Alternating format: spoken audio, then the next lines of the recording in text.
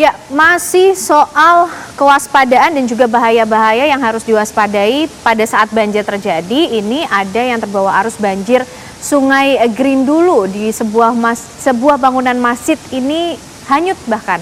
Rizky dan juga pemirsa terbawa oleh arus banjir dan meski terseret hingga ke laut, namun bangunan masjid ini pemirsa masih juga utuh. Kita saksikan. Betul, dan saat ini informasinya petugas masih terus mengevakuasi masjid yang terbawa arus banjir hingga ke laut di wilayah Pacitan. Kita lihat informasi lengkapnya.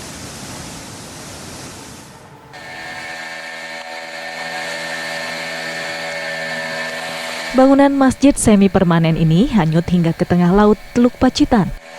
Dari video yang diabadikan nelayan, terlihat bangunan masjid utuh meski terombang-ambing gelombang laut. Peristiwa terjadi setelah wilayah ini diguyur hujan deras pada Rabu malam sehingga membuat volume Sungai Grindulu meningkat. Sejumlah perlengkapan ibadah yang ada di dalam masjid pun ikut terbawa arus. Arus sungai ini kan deras sekali, kemudian banyak membawa sampah juga yang dari sungai ini. Akhirnya kan mungkin membuat ketahanan dari rakitnya masjid ini mungkin memang luar biasa, kencang sekali ya. Akhirnya putus, nanti bisa dilihat di sana. Kemudian akhirnya kan membuat tali penahannya dari masjid ini menjadi kencang dan putus. Gelombang tinggi serta arus bawah yang deras menyulitkan proses evakuasi.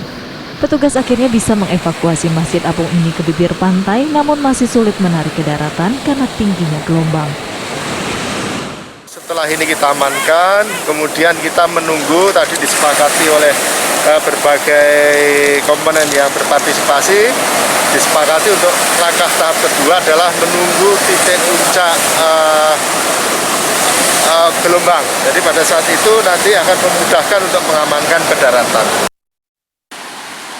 Masjid Apung berukuran 10 x 9 meter ini didirikan di kawasan pantai Pancardor, tepatnya di atas air tepian sisi muara Sungai Grindulu.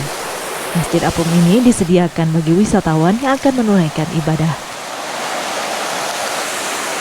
Dari Pacitan, Jawa Timur, Agus Wibowo, TV One mengabarkan.